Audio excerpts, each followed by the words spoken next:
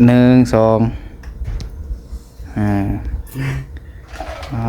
เอามาแอ๊กยังไง ฮะใจทัน แอ๊ก ทันหมอวัดทันหมอ เอาแอ๊กนะแม่นี่มีคนรอพี่น้องเนาะ เจอใหญ่หูแม่นกันมันจึงไม่ได้แบ่งเลยแท้เลยลงไปเนาะจิคือฮอดมือขึ้นเทือนเลยคือว้าวไว้แล้วเนาะว่าสิแท้ว่าโหลนว่ะผมสั่นคือผมสั่นเลยเว้ยวีจังหวะบริวีได้มือไหนไปตัดเนาะใกล้แล้วตัดเตรียมไว้แล้วเจอมือเพราะว่าจ้อยมือนี่ต้องตัดให้เบิ่งตัดให้ FC เบิ่งก่อนว่าสูงนี่ผ่านบ่คันบ่ผ่านเลยไปตัดใหม่อีกบัดมือไกลเคียงแล้วบัดสิเมนเฮือนแม่นยังบ่มีเวลาไปแมนถูกต้องนอนตัดให้ได้นะต้องดูมีเปิดเลยแม่นความน้องหล่าว่าต้องมือนี่ไปตัดผมไว้จ้อยไปเฮ็ดบัดเดียวนี่บัดสิฮอดมือแล่นพุ่นแล่นพี่พุ่นบ่ได้อันน่ะใดเมียนเฮือนนี่ก็เบิดมือแล้วเมียนมีเวลาใดช่วงนี้ก็ผ่านแล้ว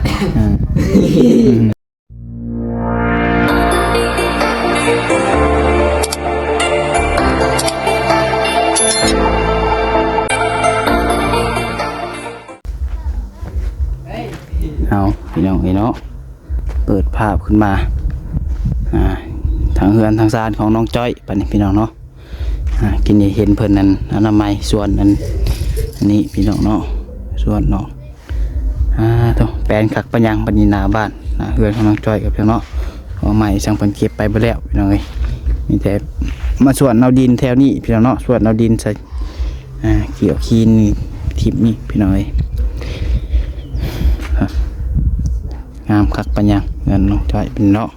ไก่สีหอดมือได้พี่น้องอีก2-3 มื้อก็ได้ขึ้นแล้วเดี๋ยวแดดพี่น้องเนาะเอาพี่น้อง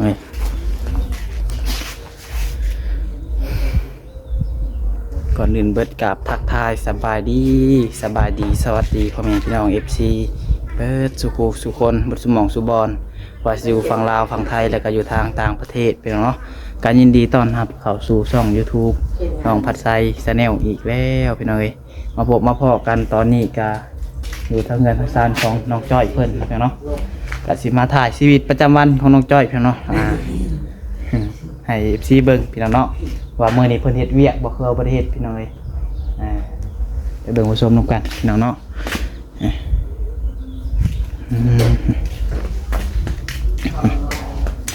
อย่างนึงขี่ไก่ขี่ใส่เฮือนก็บ่เสร็จนี่เนาะโอ้ยน้องจ้อยอยู่เฮือนได้ขี่ไก่ใส่เฮือนนี่บายดีเด้อ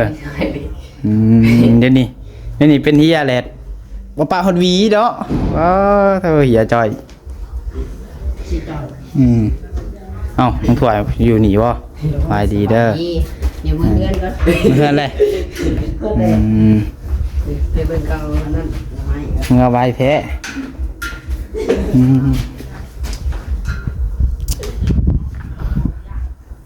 อยู่เพื่อนได้ให้ไก่ขี่ใส่เพื่อนนี่ถ้าอยู่ในผม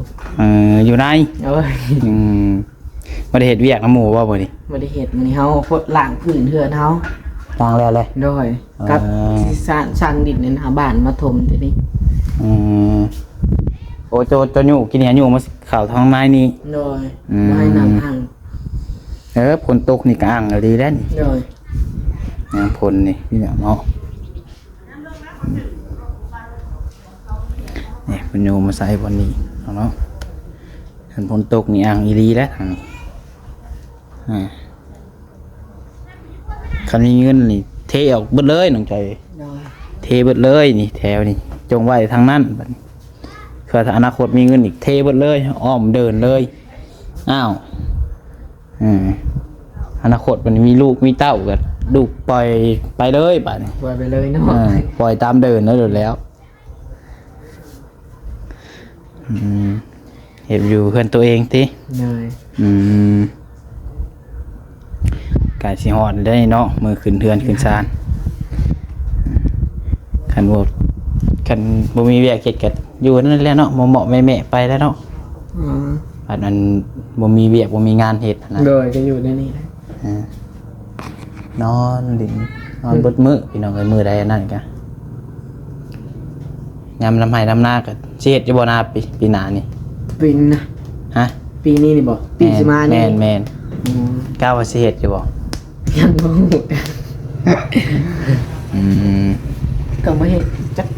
ยังบ่ฮู้เลยคิดยังบ่ออกเลย บอกแล้วบ่ซะแม่หามื้อสิขึ้นเทือนน่ะ อ๋อมื้อที่ขึ้นไปได้สิบอก ยันเราบอกเพิ่นไว้โลด ที่ยังว่ามื้อที่3จะบอกสิโทรบอกเขาบ่เซ็นนี่ อืม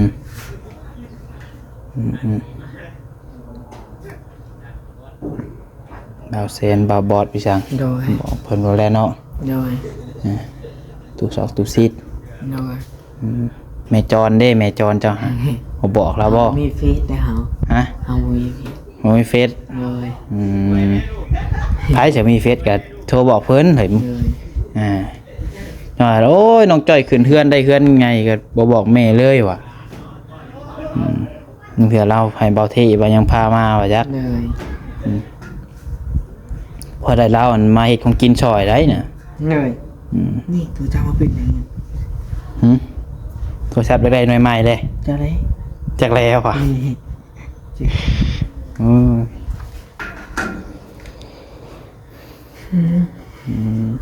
โอ้บอกเลยก็ว่าบอสมาเลยน่ะเนาะ โดย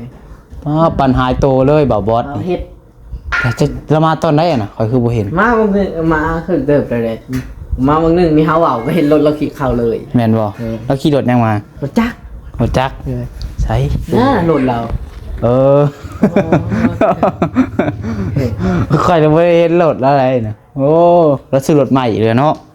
เนาะแม่น โอ้บ่บอสมีเงินอยู่ดิบ่บอสนี่ มีเงินอันนี้ แต่ก็บ่สามเฮียจ้อยดอกเนาะ เฮาได้ใช้เฮาก็บ่มีไว้ เฮียจ้อยมีฮอดเทือนเป็นหลัง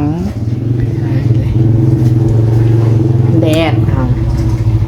ใกล้แล้วพี่น้องเนาะใกล้สินับถอยหลังเนาะ นับถอยหลังบ่บัดนี้ นับถอยหลังอีก2มื้อ3มื้อพี่น้องเอ้ยมื้อนี้ก็วันคารพุธพฤหัสศุกร์ ขึ้นเนาะ อีก3มื้อพี่น้องเอ้ยเนาะให้ขึ้นเงินขึ้นศาลครับเ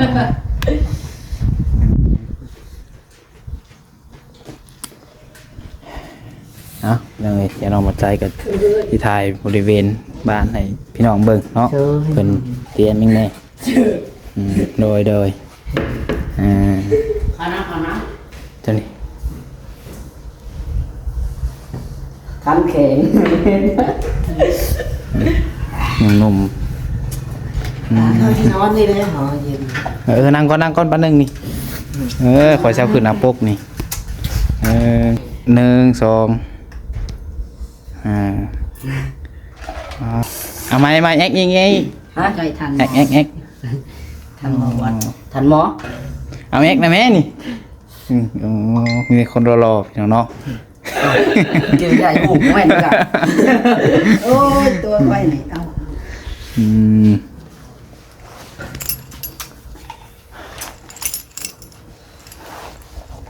น้ำเย็นหลักมาใช่นี่ เราเดือน เพื่อนน้องจ้อย หมอฟังก่อนเจ็บใส่นี่ โอ้ แล้วมาหันอยู่นี่ เดี๋ยวหลักมาจะเพื่อนน้องจ้อย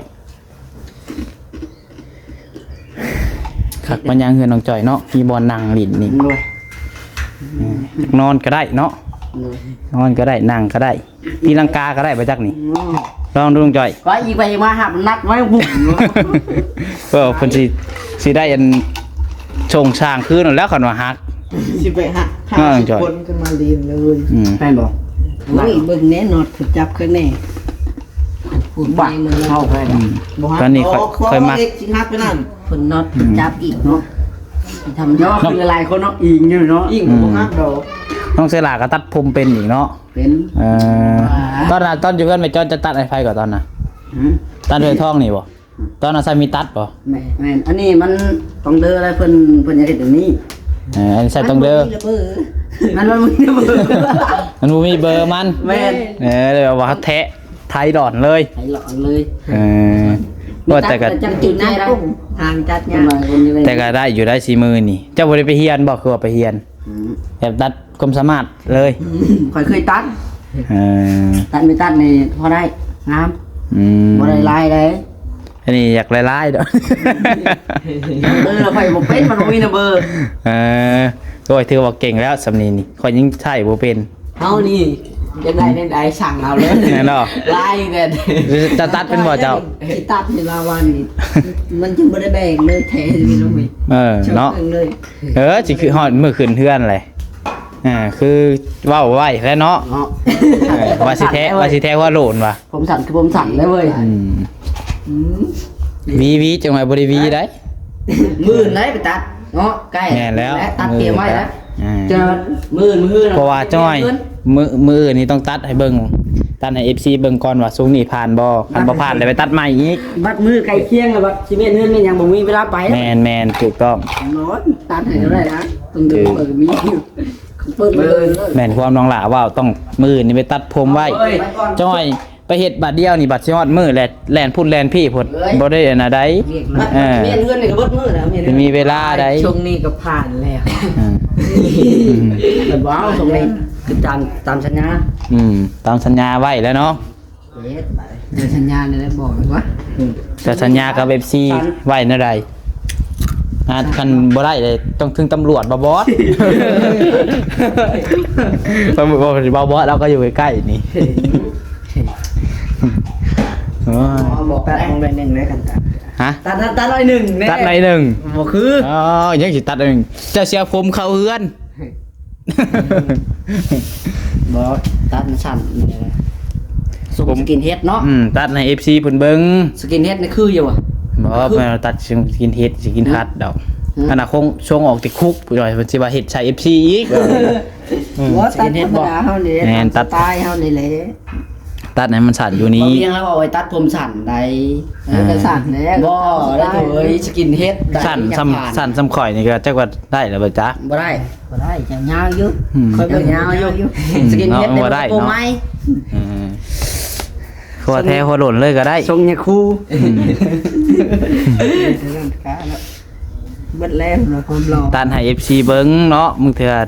เห็นใหม่เนาะ หน้าก็ยังสิเด็กลง แม่แล้วตัดผมใหม่กับเปลี่ยนชีวิตใหม่ เริ่มต้นชีวิตใหม่ เริ่มต้นชีวิตใหม่แม่นในความเพิ่นยุเพิ่นบอกก็ได้ไม่สิตาถ่ายนี่บอกเดี๋ยวค่อยจัดการให้ก็ได้รุ่นต้องเดิมบ่มีเบอร์ก็ได้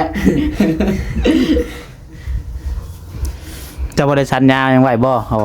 บวชเบียดบ่ได้บวชบ่ บวชเนี่ยพังเบิ่งก่อน พังเบิ่งก่อน โดย คือว่าถ้าเฮือนน้องถวยครั้งแรกพร้อมกันบ่บวชเบ่ทุกคนแล้วเนาะคันบวชนี่ แล้วสิพากันหัวจังคันเฮือนน้องถวยก็แล้วน้องหลาก็แล้วก็บวชพร้อมกันเลยบวชจัก7มื้อคือว่า14มื้อบวชตอบแทนบุญคุณเพิ่นบุญคุณพ่อแม่แล้วก็บุญคุณ FC ที่เห็นให้เจ้ามีมื้อนี้แม่นแล้วเนาะจังเลย โทษคนคอยได้ซำนี้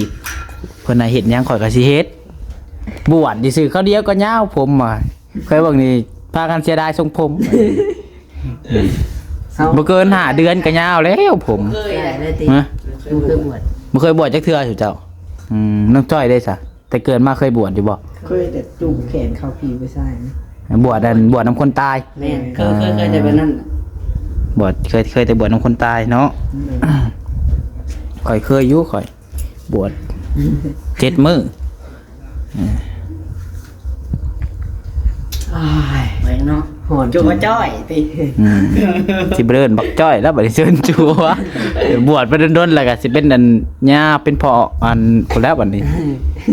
เป็นย่าพ่อพุ่นแล้วบัดนี้เนาะ คือพ่อแล้วไปแล้วกินน้ำ นั่นแหละพอดีเลยข่อยก็อยากไปเนาะ เนาะไปหาเรารีวิวเพื่อนเลย ไปหรอกเบิ่งรีวิวเพื่อนเลยมื้อนี่ตัดผมแม่นความน้องหลาเว้ามื้อนี่ไปตัดผมมื้อฮื้อนี่เมียนเฮือนทูคัก ผมมาตัดเอาอันนึงเหลือตัดแท้ ๆผ่าสิตอกสิตีนเพิ่นก็อัน ดูบอกมันยังเปรี้ยง เอาไว้สิตีนพี่น้องเนาะของเราห้องน้ำดีกว่าห้องน้ำเช้านี้คัดเบิดเลย เพราะว่าตั้งแต่เห็ดเราได้ครับอะไรอย่างด้วยอีจ่าย เอาน้ำยาล้างคักๆมันเป็นหยังตู้เย็นนะคือเฮ็ดแห้งแท้ ดูท่า ฮะ เก่าอย่าติดบอก เพราะว่าหากระซื้อไม่อยากเข้าเลย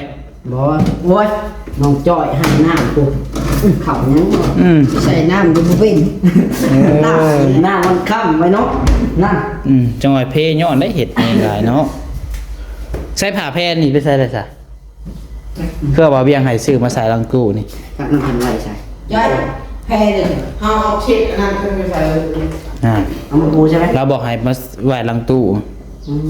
แม่เอามาใส่เด้อใส่เพเลย นั่นเพิ่นบอกไว้ป้าไว้ลังตู้เย็น แม่นบอก แม่น คอยพูดเลย เป็นนั่นพวกไฟฟ้าอับซังก็คือการบ่ให้ปะเพิ่นว่า แม่บอก FC เพิ่นบอกให้ไปสากบ่อื่นว่าง่ายก็เนาะไปว่าสากอยู่ในห้องบ่คือว่าอยู่ในหยังนะเพราะยามมันระเบิดยามมันยังคันเอาไว้ตู้เย็นน่ะ คอยพูดอะไร ตาม FC เพิ่นเม่นมาเพราะว่าเพิ่นมื้อน่ะเพิ่นเห็นนั่นชูเจ้าสากอันอีหยังวะแบตอันน่ะบ่แบตสว่านบ่แล้วบัดนี้เพิ่นเห็นแล้วเพิ่นบอกว่าบ่ให้สากเครื่องไฟฟ้าไว้หลังตู้เย็นเพิ่นว่ายามมันระเบิดยามมันยังหั่นแหละ แดดเนาะโอ้แดดแล้วห่อนเว้ย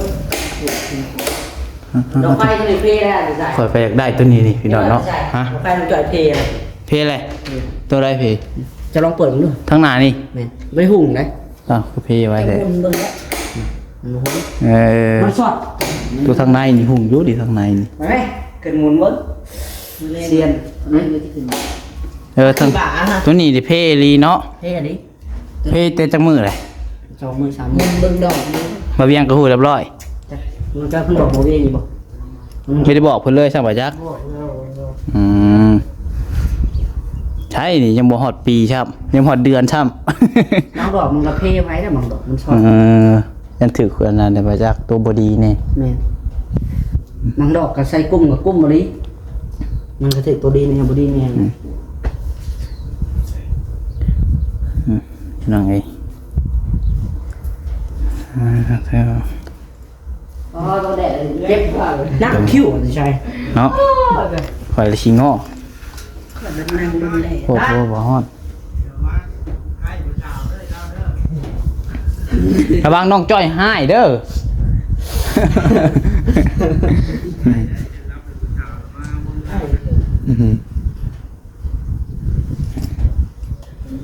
เอาเดี๋ยวเนาะ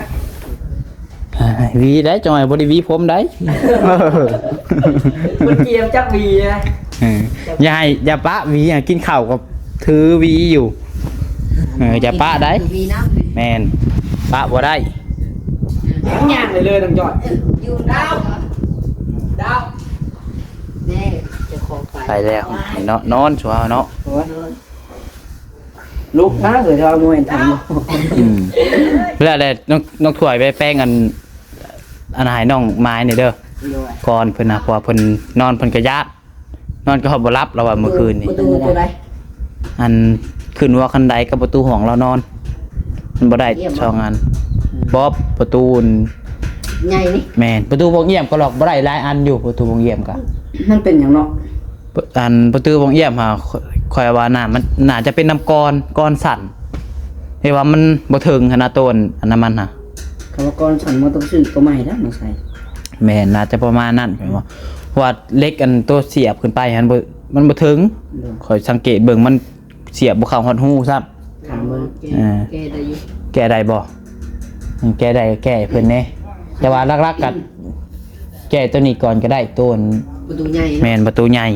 บอลที่เพิ่นสิญาติและเพิ่นว่านอนกันระแวงเมื่อคืนนี่ก็นอนคืนแรกก็นอนรับตื่นๆแล้วอ่ะ นอนคนเดียว แม่นเพราะว่าอันคือลูกบิดนี่มันบ่แน่นอนได้ลูกบิดนี่พี่น้องเนาะลูกบิดนี่เฮามันเอามีดเอาหยังปอนเข้ากับก็แล้วเนาะ หามั่งได้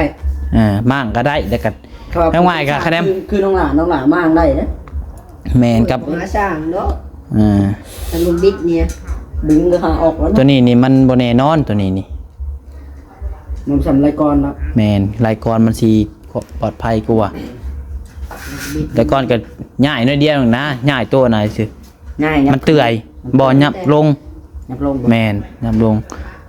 ประตูมันเตื่อย แม่น เคยขึ้นใส่ตรงนั้นนี่คือบ่มีปัญหาแต่ละอันเนาะ มันเป็นน้ำประตู มันโหดมัน เป็นน้ำประตู ฮะ บักดาวไปหาว่าบ่ได้บ่ดาว แม่นยังอ่ะนะ ฮะ ดาว ข่าวมาดาวจะไปไหน บ่เห็นได้อยู่หั่น บอกบ่ขาด แม่นแล้วเนาะ ไปนำลาวันเนี่ยเราเป็นยังอ่ะเนาะคือว่าเห็นไปห้องหมอ เพิ่มพลัง ฮะ ระเบิด พลังเบิด คำเกลือละเมื่อย เออ แค่ไปกับว่าต่อจะเพิ่นอยู่เฮือนหรอบ่ ถ้าเพิ่มแห้งแล้วขึ้นอีก จ้อยไป ได้น้ำเพิ่มอีกเลย ผู้ช่วยยังบ่ทันได้มาซ้ำบ่หาจ้อยผู้ช่วยเอากับทางผู้บ่ทันมาซ้ำเนาะ หน่อย เจ้ามือแรงผู้ประจักษ์พี่น้องเนาะ ฮะ คือเรามาแล้วเราเมื่อบอก สร้างพุทธเอาเลย เห็นงาน สร้างพุทธเรามาหน่อยเดียวนึงนะ น้องเบิ่งดูสิ อ่า เจ้า ก็ว่าสิแบบเดทเทื่อน้องดาว FC เบิกยันบ่ได้อัพสิเป็นเนาะขอสิเมื่อไวนี่พี่น้อง เบ เอ้ อย ร์ไปใช้ข่าวไปใช้ลูกอย่าล้มมาบ่ อ่า เราจะไปใช้อะไรใส่ คนพ่อกินข้าวกับ มีเวียกไปพาเขาไปอันนั้น เป็นอะไร เอ้าพี่น้อยเนาะคลิปนี้ก็บ่มีหยังหลายใช่ไหมครับก็มันหยอกน้องจ้อยก็บ่ได้หยอกอะไรเนาะก็บอกให้ดีแหละ ตัดผม เออ เกียม รักนี่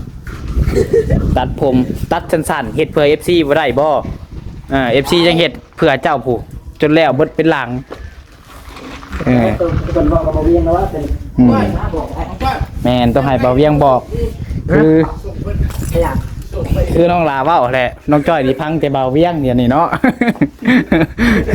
ชั่วโมงนี้เริ่มบอกบ่ได้แล้วชั่วโมงนี้แล้วเริ่มดื้อแล้วพี่น้องไอ้เนาะอืมต้องให้แต่เบาเวียงบอกจังพัง